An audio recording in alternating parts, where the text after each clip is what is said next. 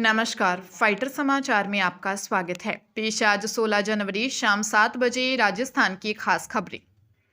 अरावली पर्वतमाला के संरक्षण को लेकर सुप्रीम कोर्ट के हालिया फैसले के बाद अब राष्ट्रपति सचिवालय ने भी सक्रिय भूमिका निभाई है। बूंदी के कांग्रेस नेता एवं राजस्थान बीज निगम के पूर्व निदेशक चरमेश शर्मा द्वारा राष्ट्रपति द्रौपदी मुर्मू के नाम दायर याचिका पर कार्रवाई करते हुए राष्ट्रपति सचिवालय ने 12 जनवरी 2026 को भारत सरकार के वन एवं पर्यावरण मंत्रालय को आवश्यक कार्रवाई के निर्देश जारी किए हैं।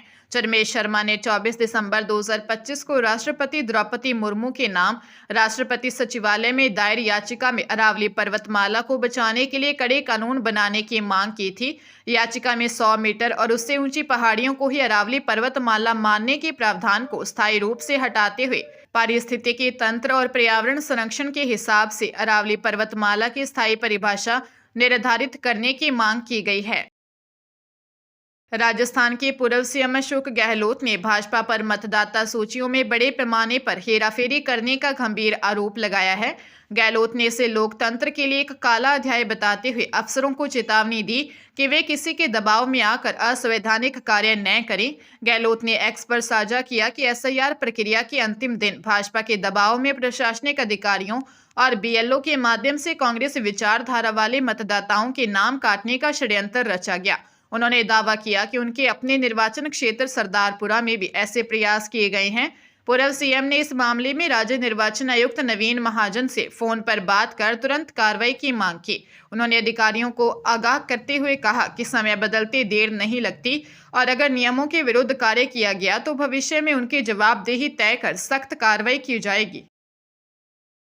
सवाईमाधोपुर जिले में Kota Lalsot mega state highway पर स्थित कुस्तला सर्किल के पास 2 ट्रकों की आमने सामने टक्कर में 3 लोगों की मौत हो गई। एक अन्य गंभीर रूप से घायल है। घायल को जयपुर रेफर किया गया। रवांजना डूंगर थाना अधिकारी दिलीप कुमार ने बताया कि एक ट्रक सवाईमाधोपुर की ओर से आ रहा था, जबकि दूसरा ट्रक 8 लेन एक्सप्रेस वे की तरफ से हाईवे पर उतरा था। कुस्तला सर्किल के पास दोनों ट्रकों के बीच जोरदार टक्कर हो गई। सूचना पर पुलिस मौके पर पहुंची और राहत बचाव कार्य शुरू किया। पुलिस ने घायलों को अस्पताल भिजवाया। इलाज के दौरान 3 लोगों की मौत हो गई, जबकि एक की हालत गंभीर होने पर उसे जयपुर रेफर किया गया। मृतकों की पहचान सुनील कुमार पांडे और भवानी के रूप में हुई है। तीसरे मृतक और गंभीर घायल की पहचान के प्रयास किए जा रहे हैं। हाईकोर्ट ने प्रदेश में बेची जा रही शराब की बोतलों पर कैंसर की स्पष्ट और सचित्र वैधानिक चेतावनी नहीं करने पर स्वास्थ्य मंत्रालय, सामाजिक न्याय मंत्रालय, मुख्य सचिव, प्रमुख आबकारी सचिव, FSSAI और आबकारी आयुक्त से जवाब तलब किया है। एक्टिंग सीजे संजीव प्रकाश शर्मा और जस्टिस संगीता शर्मा की खंडपीठ ने यह आदेश अवनिंदर मिश्रा की जनहित याचिका पर सुनवाई करते हुए दिए। याचिका में अधिवक्ता गीतेश जोशी ने अदालत को बताया कि खाद्य सुरक्षा एवं मानक अधिनियम के तहत मादक पदार्थों के लेबल पर अंग्रेजी भाषा में वैधानिक चेतावनी प्रकाशित करने का प्रावधान किया गया है। इसके बावजूद शराब की बोतलों पर कोई स्पष्ट और प्रभावी वैधानिक चेतावनी प्रकाशित नहीं की जाती। याचिका में यह भी कहा गया कि अधिकांश शराब पीने वाले लोग निरक्षर व बहुत कम पढ़े लिखे होते हैं। ऐसे में शराब की बोतल पर स्वास्थ्य संबंधी चेतावनी सचित्र और स्थानीय भाषा में होनी चाहिए। जालंधर की जैन कॉलोनी में रोज पार्क में साइबर ठगों ने पंजाब नेशनल बैंक के एक रिटायर्ड मैनेजर को अपना शिकार बनाया है। ठगों ने PNB ex employ credit card का झांसा देकर पूर्व बैंक अधिकारी रविंद्र कुमार जैन के खातों से करीब 11,68,100 रुपये उड़ा लिए। यह घटना तब हुई जब रिटायर्ड मैनेजर ने फेसबुक पर life time free credit card का विज्ञापन देखकर आवेदन किया। इसके बाद ठगों ने बैंक प्रतिनिधि बनकर उन्हें व्हाट्सएप पर पीएनबी पीएफ वेरिफिकेशन नाम की एक एपीके फाइल भेजी। जैसे उन्होंने इस फाइल पर क्लिक किया, उनका मोबाइल फोन हैक हो गया और ठगों ने फोन का रिमोट एक्सेस हासिल कर लिया। ठगों ने न केवल बचत खाते से पैसे निकाले बल्कि उनकी फिक्स डिपॉजिट पर 6 लाख रुपए का ओवरड्राफ्ट लोन भी ले लिया। कुल मिलाकर नेफ्ट आरटीजीएस के जरिए 3 अलग अलग किस्तों में बड़ी रकम निकाल ली। साइबर सेल मामले की जांच कर रही है। झालावाड़ जिले की भवानी मंडी पुलिस ने खुद को भवानी मंडी थाने का पुलिसकर्मी बताकर लोगों को धमकाने के आरोप में नारकोटिक्स इंस्पेक्टर के दलाल अकरम हुसैन को गिरफ्तार किया है। मामले में नारकोटिक्स इंस्पेक्टर हितेश रोहिला फरार है। पिछले दिनों एसीबी की टीम ने अकरम को नारकोटिक्स इंस्पेक्टर के लिए 20,000 रुपये की रिश्वत लेते गिरफ्तार किया था। एसपी अमित कुमार ने बताया कि गत 9 नवंबर को एसीबी कोटा की टीम ने भवानी मंडी में नारकोटिक्स इंस्पेक्टर हितेश रोहिला के लिए एक जने से 20,000 रुपये की रिश्वत लेते उसके दलाल अकरम हुसैन को गिरफ्तार किया था। इस दौरान हितेश फरार हो गया था। एसीबी की जांच में पता चला कि अकरम हुसैन इंस्पेक्टर हितेश रोहिला और अन्य लोगों के साथ मिलकर भवानी मंडी थाने में तैनात चालक कांस्टेबल दिनेश गुर्जर बनकर लोगों को फोन करता था। चित्तौड़गढ़ जिले के नगर परिषद के पूर्व सभापति संदीप शर्मा को गैंगस्टर लॉरेंस बिश्नोई के नाम से रंगदारी व गोली मारने की धमकी भरा फोन आने का मामला सामने आया है। सदर थाना पुलिस के अनुसार नगर परिषद के पूर्व सभापति व कांग्रेस नेता संदीप शर्मा के मोबाइल पर गैंगस्टर लॉरेंस बिश्नोई गैंग की ओर से फोन कर वे वॉइस मैसेज के जरिए धमकी दी और कहा कि मैं लॉरेंस बिश्नोई गैंग से बोल रहा हूं, आजकल करोड़ों कमा रहे हो, व्यवस्था कर लेना नहीं तो गोली मार देंगे। प्रतापनगर क्षेत्र निवासी शर्मा की रिपोर्ट पर सदर थाना पुलिस ने प्रकरण दर्ज कर लिया है। आने वाला कॉल विदेशी नंबर से बताया जा रहा है। पुलिस उस नंबर की जांच में जुटी है। मकान के आसपास भी पुलिस गश्त बढ़ा दी गई है। गुरुग्राम एसटीएफ ने एक बड़ी कामयाबी हासिल करते हुए अंतर्राष्ट्रीय आपराधिक नेटवर्क से जुड़े रोहित गुदारा, गोल्डी बराड़ गिरोह के 4 सक्रिय सदस्यों रमन सिंह, अमेरिकी ग्रीन कार्ड धारक लोकेश, बलराज उर्फ बलराम और रविंदर सिंह को गिरफ्तार किया है।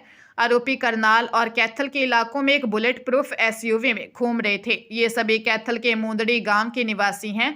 पुलिस ने इनसे 4 विदेशी पिस्टल और कारतूस बरामद किए हैं। आईजी सतीश बालन ने बताया ये आरोपी अमेरिका में भी संगठित अपराधों में शामिल रहे हैं। जांच में सामने आया है कि इन्होंने दिसंबर 2024 में कैलिफोर्निया में लॉरेंस बिश्नोई के करीबी सुनील यादव की हत्या की थी।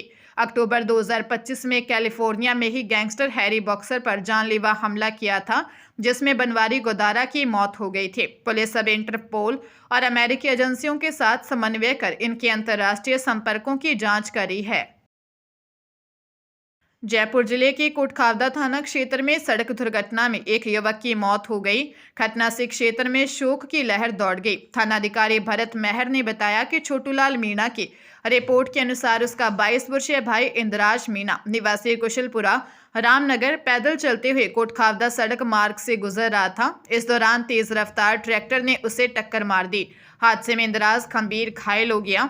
उसे तुरंत कोटखावदा सीएचसी पहुंचाया, जहां से चिकित्सकों ने उसे रेफर किया। इसके बाद घायल युवक को महात्मा गांधी अस्पताल ले गए, लेकिन वहां डॉक्टरों ने उसे मृत घोषित कर दिया। इंद्राज 2 बहनों और 3 भाइयों में सबसे छोटा था और करीब 3 माह बाद उसकी शादी होने वाली थी। अचानक हुए इस हादसे से परिवार में कोहराम मच गया है और पूरे गांव में मातम पसरा हुआ है। आयुर्वेद मेडिकल कॉलेजों में कार्यरत अनुभवी चिकित्सा शिक्षकों के लिए राहत भरी खबर आई है। National commission for Indian system of medicine NCISM ने नई दिल्ली में देश भर के आयुर्वेद कॉलेजों में शिक्षकों की सेवानिवृत्ति आयु 65 वर्ष से बढ़ाकर 70 वर्ष कर दी है। यह फैसला MESAR UG आयुर्वेद रेगुलेशन 2024 में स्पष्ट रूप से लागू किया है। रेगुलेशन में नए बदलाव आयुर्वेद कॉलेजों में शिक्षा सत्र 2026-27 से लागू हो जाएंगे। इससे पहले निजी आयुर्वेद कॉलेजों में सेवानिवृत्त आयु 65 वर्ष थी, जबकि सरकारी कॉलेजों में यह 62 वर्ष से 65 वर्ष के बीच अलग अलग राज्यों में भिन्न भिन्न थी। धौलपुर के निहालगंज थाना क्षेत्र में 6 जनवरी को हुई विवाहिता की संदिग्ध मौत का मामला सुलझ गया है। पुलिस ने खुलासा किया है कि हत्या का आरोपी कोई और नहीं बल्कि पीड़िता का पति ही है। पत्नी के चरित्र पर शक के कारण पति ने ही उसकी हत्या की और फिर खुद बचने के लिए अपने ससुर के साथ एक अन्य युवक के खिलाफ झूठी FIR दर्ज करा दी। वृत्ताधिकारी कृष्ण कुमार जांगीर ने बताया कि 6 जनवरी को निहालगंज थाना क्षेत्र के राजाखेड़ा बाईपास पर लगभग 25 वर्षीय विवाहिता की लाश मिली थी।